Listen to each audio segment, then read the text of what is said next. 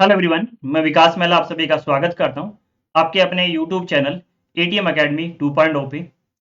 आज के वीडियो में हम डिस्कशन करेंगे एनबीएचएम का जो एंट्रेंस एग्जाम है उसका नोटिफिकेशन आ चुका है, यानी उसका फॉर्म जो फिलअप है वो भी स्टार्ट हो चुका है।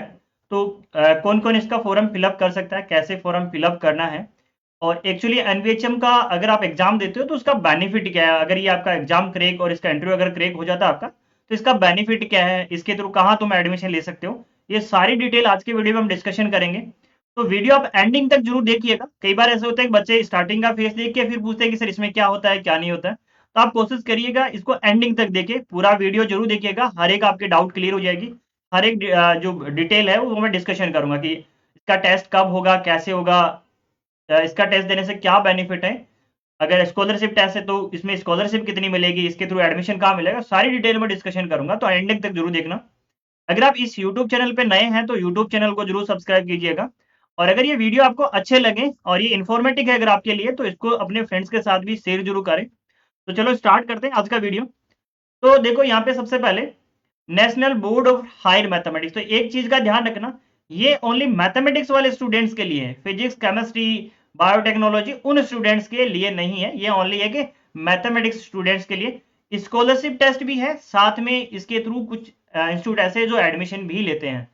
तो ये स्कॉलरशिप टेस्ट है, दो टाइप का होता है। एक होता है मास्टर स्कॉलरशिप टेस्ट होता है आपके पास, ठीक है। एक होता है डॉक्टर स्कॉलरशिप, यानी जो पीएचडी कर रहे हैं उनके लिए भी स्कॉलरशिप प्रोवाइड करता है, और जो मास्टर्स कर रहे हैं उनके लिए भी स्कॉलरशिप प्रोवाइड करता है जो एनबीएचएम यानी National Board of Higher Mathematics आपके पास। अब इसका थोड़ा सा डिटेल में हम डिस्कशन करें यहाँ से।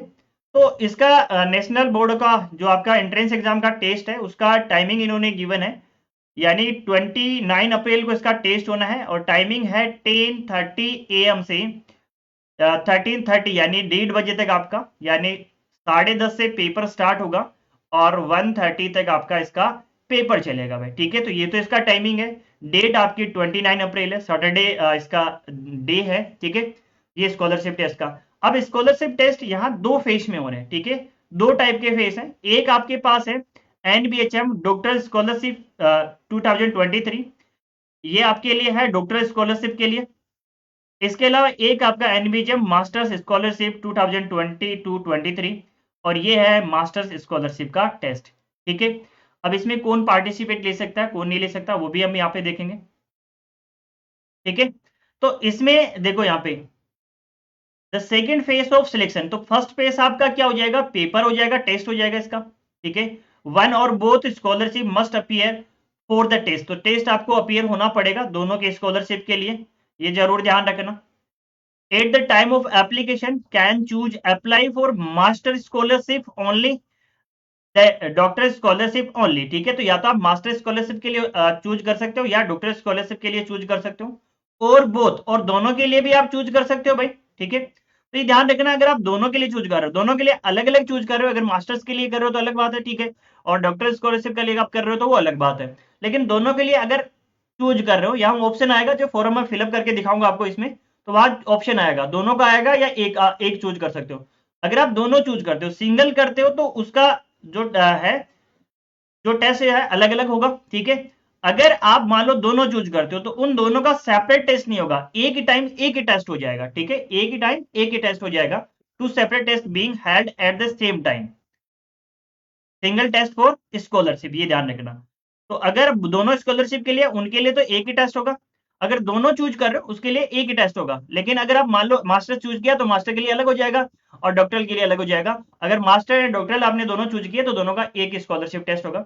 इसका जो सेकंड फेज होगा वो क्या होगा, इंटरव्यू, यानी आपका फर्स्ट फेज कंप्लीट होने का मतलब टेस्ट आपका कंप्लीट हो गया, उसमें आपका शॉर्ट लिस्ट हो गया, तो उसके बाद आपका होना है इंटरव्यू। अब इंटरव्यू की डेट क्या है वो सारी डिटेल आपको ये जब आपका प्रोसेस कंप्लीट हो जाएगा, यानी फर्स्ट आपका कंप्लीट हो जाएगा फेज, उसमें आप अगर शॉर्ट लिस्ट हो तो सेकंड का आपके पास सारी डिटेल आ जाएगी, यानी आपको बाय मेल या इसकी जो वेबसाइट है उस पर आपको प्रोवाइड कर दी जाएगी। तो ये इसका प्रोसेस, ठीक है।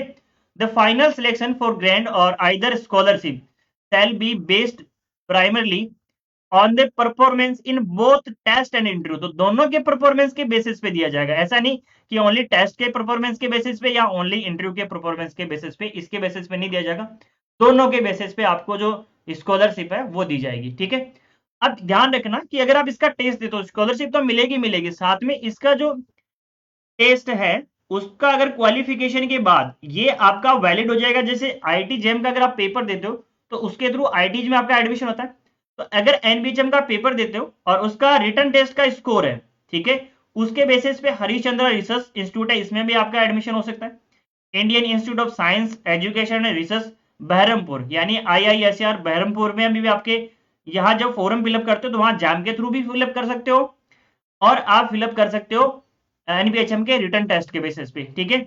इसके अलावा आपका आईजस मोहाली है उसमें भी, आईजस पूना है उसमें भी, आईजस तिरुवनंतपुरम है उनमें भी, ठीक है।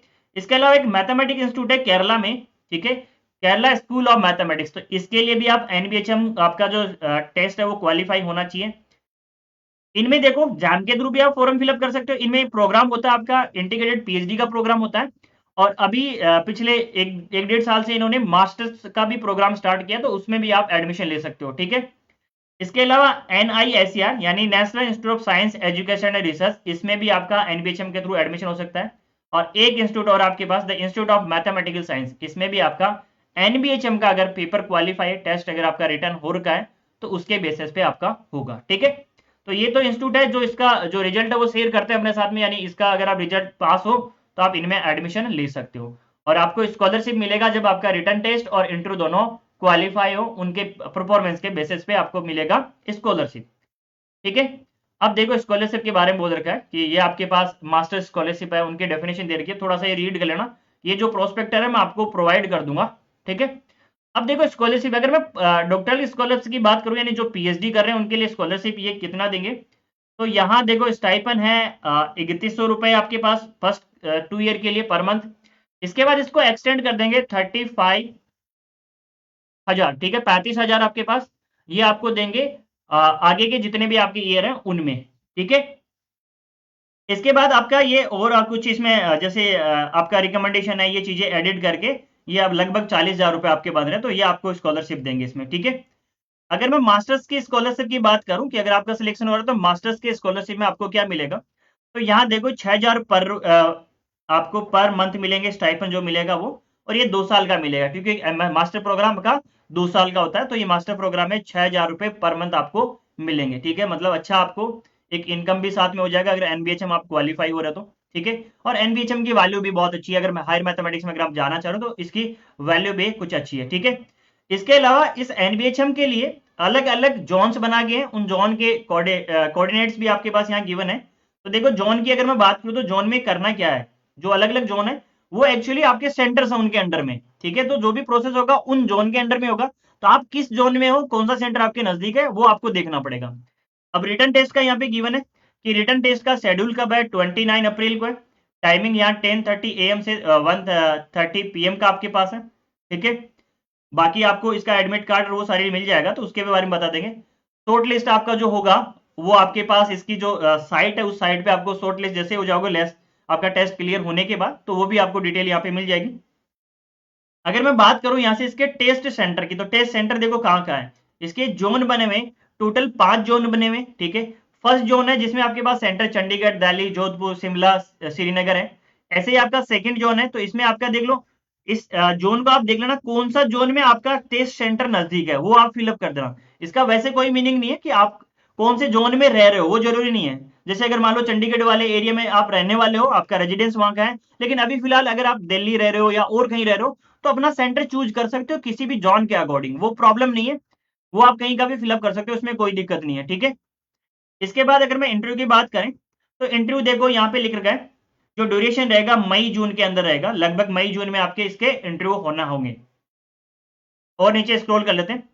अब देखो इसका एप्लीकेशन प्रोसेस है, तो ये एप्लीकेशन प्रोसेस में जब फिलअप करूंगा वो बता दूंगा आपको, ठीक है। तो वहां पूरी डिटेल बता दूंगा, इसको एक बार यहां से स्किप कर दे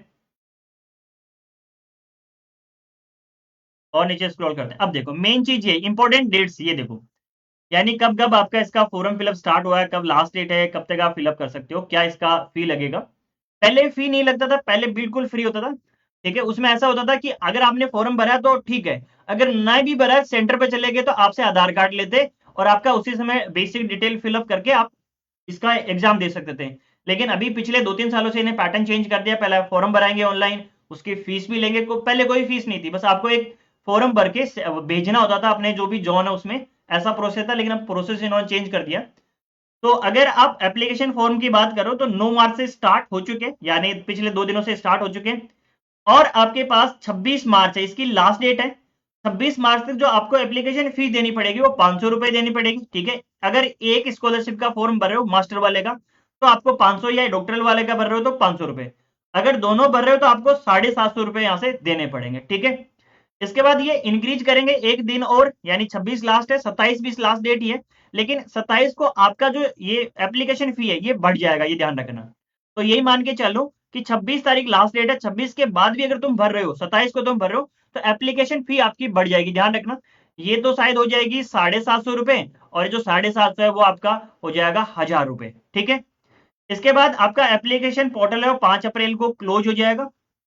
और इसके बाद आपका एडमिट कार्ड है वो 15 अप्रैल को आपके एडमिट कार्ड इस पोर्टल पे अवेलेबल हो जाएंगे। 29 को आपका टेस्ट होगा, ठीक है, जिसका टाइमिंग आपके पास अप्रैल में। 20 मई को आपके जो शॉर्ट लिस्ट कैंडिडेट हैं वो अवेलेबल हो जाएंगे इसकी मेन साइट पे, ध्यान रखना। और उनको मेल भी आ जाएगा, मे बी मेल भी उनको प्रोवाइड कर देंगे। आप इसकी साइट भी चेक करते रहना इसके बाद, यानी 20 मई के आसपास। 30 जून को फाइनल सिलेक्शन हो जाएगा, ठीक है, यानी 20 मई के बाद कभी भी आपके इंटरव्यू हो सकते हैं। और 30 जून को फाइनल अनाउंसमेंट कर देंगे कि हम इन इन स्टूडेंट्स को इस वाले सेशन में स्कॉलरशिप प्रोवाइड करेंगे। तो ये तो था आपका इसका बेसिक डिटेल। अब फॉर्म कैसे भरना है, बाकी वो डिटेल इसकी मेन साइट पे चल के हम देखते हैं। तो देखो इसकी मेन साइट है, यानी आपको गूगल पे एनबीएचएम डालना है। एनबीएचएम जैसे डालोगे तो यहाँ दिख रहा है मास्टर स्कॉलरशिप वाले, इस पे क्लिक करना है। तो इस टाइप से इसकी जो है साइट ओपन हो जाएगी, ठीक है। अब देखो यहाँ पे ये दिख रहा है www.imsc.res.in, इस पे आप क्लिक करोगे तो ये पोर्टल कुछ इस टाइप में ओपन हो जाएगा। यानी इस पोर्टल से आपको फॉर्म फिलअप करना है। अब इसमें देखो यहाँ पे ये दिख रहा होगा, थोड़ा सा इसको जूम कर दो अगर नहीं दिख रहा तो आपको, ठीक है। ऑनलाइन एप्लीकेशन पोर्टल, इस पे क्लिक करना भाई, ठीक है। तो इस पे जैसे क्लिक करोगे तो ये पोर्टल कुछ इस टाइप में ओपन हो जाएगा आपको। तो अगर आप नए हो, यानी आपने इसमें रजिस्टर नहीं किया है, मैंने रजिस्टर कर लिया ताकि आपको पूरा फॉर्म फिलअप करके दिखा सकूं। आपको यहाँ पे क्लिक करना है रजिस्टर नाउ पे। जैसे ही रजिस्टर नाउ पे क्लिक करोगे तो आपको अपना पूरा नाम डालना है, जो डॉक्यूमेंट्स में नाम है वो डालना है, अपनी मेल आईडी डालनी है, मोबाइल नंबर डालना है, और ये पासवर्ड आपको खुद से जनरेट करना है भाई, ठीक है। ये पासवर्ड ये प्रोवाइड नहीं करेंगे, खुद से जनरेट करेंगे। फिर आपको यहाँ सबमिट पे क्लिक करोगे तो आपकी मेल आईडी पर एक मेल आएगा, उसमें आएगा एक्टिव का ऑप्शन आएगा, उस पर क्लिक कर देना। उस पर क्लिक करोगे तभी आपका ये अकाउंट एक्टिव होगा, और एक्टिव होने के बाद आप लॉगिन कर सकते हो इसमें। जैसे मैं यहाँ लॉगिन करके दिखा देता हूँ, ठीक है। ये लॉगिन कर दिया। इसके बाद यहाँ आपको करना है अप्लाई नाउ पे। अप्लाई नाउ पे क्लिक करो, थोड़ा सा इसको जूम कर देता हूं मैं, ठीक है। अब देखो यहाँ पे ऑप्शन दिख रहा है, आप मास्टर्स के लिए कर रहे हो या डॉक्टरल के लिए कर रहे हो या दोनों के लिए कर रहे हो। तो मैंने बता दिया, अगर आप ऑनलाइन, यानी ये मास्टर्स वाला जैसे एमएससी कोई कर रहा है, ठीक है, उसके लिए है। एमएससी जिनका फर्स्ट ईयर चल रहा है या अभी एमएससी में एडमिशन लेंगे, ठीक है। डॉक्टर वाला जिनका मतलब या तो वो पीएचडी में है या पीएचडी जनवरी 2024 तक वो ज्वाइन करेंगे, तो उन सभी के लिए ये है, ठीक है। और दोनों के लिए आप दे सकते हो साथ में। तो यहाँ क्या क्या इंफॉर्मेशन देनी है, अपना फुल नेम है, फादर्स नेम है, मदर्स नेम है, डेट ऑफ बर्थ है, आपका जेंडर देना है, आपकी नेशनलिटी देनी है। इसमें नेशनलिटी का ध्यान रखना, इंडिया के अलावा बाहर भी दे सकते हैं, अदर जो आपके कंट्रीज वाले हैं, यानी फॉरेनर भी स्टेट्स को दे सकते हैं। लेकिन वो स्कॉलरशिप के लिए एलिजिबल नहीं रहेंगे, उनको स्कॉलरशिप नहीं मिलेगा। स्कॉलरशिप ओनली इंडियन का जो कैंडिडेट है उन्हीं को मिलेगा, अगर वो क्वालिफाई होते हैं तो। अदर कंट्रीज वाले जो देंगे, अगर वो क्वालिफाई होते हैं तो उनके जो मैंने इंस्टीट्यूट बताए उनमें एडमिशन हो जाएंगे, वहां एडमिशन तुम ले सकते हो उसके थ्रू, ठीक है। ये थोड़ा आपका जो पोस्टल डिटेल है वो डालना है, आपका मेल आईडी है, अल्टरनेट मेल आईडी डाल देना, अपना एड्रेस है ये भी कंप्लीट यहाँ पे डाल देना। इसके बाद बैंक डिटेल भी आपसे पूछ रहा है। ये बैंक डिटेल इसलिए पूछ रहा है कि आई थिंक, मुझे ऐसा लग रहा है कि ये वापस रिफंड करेंगे जो जिनका क्वालिफाई हो जाएगा। या कुछ कई बार पॉलिसी ऐसी होती है कि मान लो जैसे कई बच्चे ऐसे ही फॉर्म फिलअप करते हैं, अगर फ्री होता तो बहुत सारे बच्चे फॉर्म फिलअप करते हैं। अब कई बच्चे फॉर्म फिलअप वही करेंगे जो ऑब्वियसली देना चाहेंगे इस पेपर को, तो मे बी उनको शायद रिफंड आना चाहिए मेरे अंदाज से वापस। तो ये जरूर डिटेल फिलअप कर देना, और ये अपनी फिलअप करना, किसी और की मत फिलअप करना। अगर आप कहीं फॉर्म फिलअप करवाने जा रहे हो और वहां जो आपका ई मित्र वाला या जहां भी आप साइबर कैफे में जा रहे हो, वो अगर खुद का डिटेल भर देगा तो उसको रिफंड हो जाएगा, आपको नहीं होगा, फिर चक्कर लगाते रहना। फिर इसके बाद टेस्ट सेंटर आपको डालने, देखो जोन आप सेलेक्ट कर लो। जैसे मैंने जोन 1 सेलेक्ट किया तो इसमें मेरे पास ये टेस्ट सेंटर आ गए। मैंने जोन 2 सेलेक्ट किया तो ये टेस्ट सेंटर आ गए। तो ये आपकी मर्जी है, जो जो आप सेंटर लेना चाहो, जो पास का सेंटर है वो आप फिलअप करोगे, ठीक है। जैसे मैंने यहाँ बोथ सेलेक्ट किया तो बोथ सिलेक्ट करते मेरे पास कितने फीस आ गई, 750 रुपए आ गई। अगर मैं यहाँ ओनली मास्टर्स का सिलेक्ट करता या डॉक्टरल वाला सिलेक्ट करता तो मेरे पास फीस कितनी आ गई, 500 रुपए। ठीक है, अब करना कुछ नहीं है, यहाँ नीचे चेक बॉक्स है, इनको क्लिक करो और सबमिट पे कर दो, बस इतना ही प्रोसेस है। ना इसने कोई डॉक्यूमेंट मांगा आपसे, कुछ भी नहीं मांगा, ये सारी चीजें बाद की बात है। ठीक है, यानी जब आपका टेस्ट पेपर क्वालिफाई हो जाएगा तो कोशिश यही करना कि लगभग बच्चे इसको दे के देखना। 500 रुपए लग रहे हैं, कोई प्रॉब्लम नहीं है, अच्छा पेपर है, ये जरूर दे के देखें। ठीक है, बढ़िया पेपर होता है। इसका पुराने पेपर्स भी इसकी साइट पे अवेलेबल है, जैसे देखो यहीं पे देख सकते हो ओल्ड पेपर्स। तो अगर मैं इस पे क्लिक करूं, जैसे मैं यहाँ क्लिक करके दिखा देता हूँ ओल्ड क्वेश्चन पेपर, तो ये आपको मिल जाएंगे। देखो बहुत सारे पुराने पेपर पड़े 2005 से लेके 2019 तक, 19 के बाद शायद ये पेपर हुए नहीं है, बीच में कोविड के चक्कर में। इधर देखो, इधर 2022 तक के पड़े हैं। ठीक है, तो ये एमएससी वाले तो शायद पीछे बीच में कुछ हुए नहीं थे, 2022 के बाद टेस्ट आपका कोई नहीं हुआ है, तो अभी टेस्ट होगा। बाकी पीएचडी वाले टेस्ट हुए हैं ये। तो ये पेपर पड़े पुराने, बहुत सारे पुराने पेपर पड़े, की पड़े इनकी, तो पेपर का एनालिसिस भी आप कर लेना, सिलेबस भी आपको पेपर्स में मिल जाएगा। तो ये था एनबीएचएम का डिटेल पूरा। अगर आपको फिर भी कोई प्रॉब्लम हो रही है तो इस वीडियो के कमेंट सेक्शन में आप कमेंट कर देना, मैं आपको फिर उसका रिप्लाई कर दूंगा, या मेरे को मैं मेरे जो नंबर है वो भी बता देता हूं आपको। ठीक है, आप मुझे इन नंबर पे व्हाट्सअप कर देना, 9829569660, इन पे मुझे व्हाट्सअप कर देना। तो भी आपकी कोई क्वेरी रहेगी मैं सोल्व करने की उसको कोशिश करूंगा। ठीक है, तो एनबीएचएम का आई थिंक आपको क्लियर हो गया क्या, कैसे फॉर्म फिलअप करना है, क्या क्या है।